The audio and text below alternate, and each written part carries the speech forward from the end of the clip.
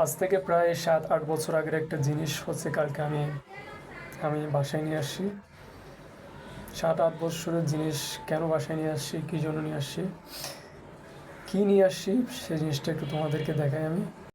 তো এই হচ্ছে সেই জিনিসটা, ঠিক আছে। স্যামসাংয়ের একটা ফোন, অনেক আগের একটা মডেল, ঠিক আছে। আজ থেকে প্রায় হচ্ছে 7-8 বছর আগে লঞ্চ হয়েছে এই ফোনটা। সে সময়ের আর কি ক্রাশ ছিল আমাদের সবার। তো এই ফোনটা নিয়ে আসার পিছনের কারণ হচ্ছে আমার একটা খুবই ইমার্জেন্সি আর কি নর্মাল একটা ফোন দরকার ছিল। সেই জন্য একটা মার্কেট প্লেস থেকে, ফেসবুকের মার্কেট প্লেস থেকে এই ফোনটা আমি ক্রয় করি। তো ফোনটা ওপর থেকে দেখতে আর কি যতটাই সুন্দর লাগছে, চকচক লাগছে, ভিতরটা আসলে অনেকটাই ডিফারেন্স। মানে কি বলবো, একটা কথা আছে না, এই ঝকঝক করলে, চকচক করলে জিনিসটা স্বর্ণ হয় না, ওরকম একটা কথা আছে না। ঠিক আমার ক্ষেত্রে সেম জিনিসটা আর কি ঘটেছে। যদিও এই ফোনটা আমি আজ থেকে 4-5 বছর আগে ব্যবহার করেছিলাম, তবে আমি যেটা ব্যবহার করেছি সেরকম কিছুই পাইনি ফোনের মধ্যে। এই ফোনের ব্যাক পার্ট আর কি, উপরের পার্ট, সব কিছুই পার্ট আর কি চেঞ্জ করা। ডিসপ্লে চেঞ্জ করছে কিনা এটা বুঝতে পারছি না, হয়তো বা চেঞ্জ করেনি। ওই রকম হোম বাটন প্লাস হচ্ছে ভলিউম বাটন সব কিছুই চেঞ্জ করা। তো এই ফোনটার মধ্যে আমি 3-4টা আর কি প্রবলেম দেখে পেয়েছি। প্রথম হচ্ছে ফোনটা প্রচুর হ্যাং করে।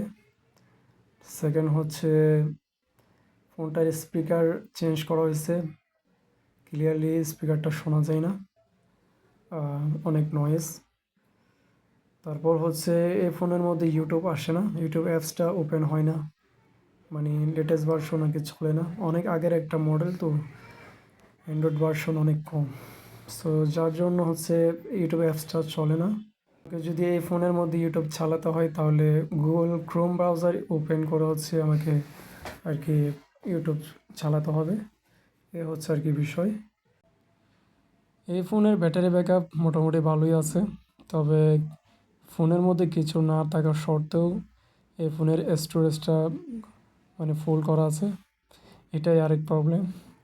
তো ফোনটা আমি 2,000 টাকা দিয়ে আর কি নিয়েছিলাম। 2,000 টাকা দিয়ে নেই, 2,000 টাকা ওনার সাথে কথাবার্তা হয়েছিল, কিন্তু এরকম প্রবলেমগুলো দেখে আমি আর কি ওনাকে 2,000 টাকা দিতে রাজি নই। 1,500 টাকা দিতে চেয়েছিলাম, বাট উনি কোনোভাবে দিতে চাচ্ছে না। যেহেতু আমার একটা ফোন দরকার ইমার্জেন্সি, তো আমি ওনার থেকে আর কি 1,750 টাকা দিয়ে ফোনটা নিয়ে নিই। এ হচ্ছে বিষয়। যদিও এই দামে আর একটু বেটার কিছু আশা করা যেত, তবে ব্যাপার না, চালিয়ে নেওয়া যাবে।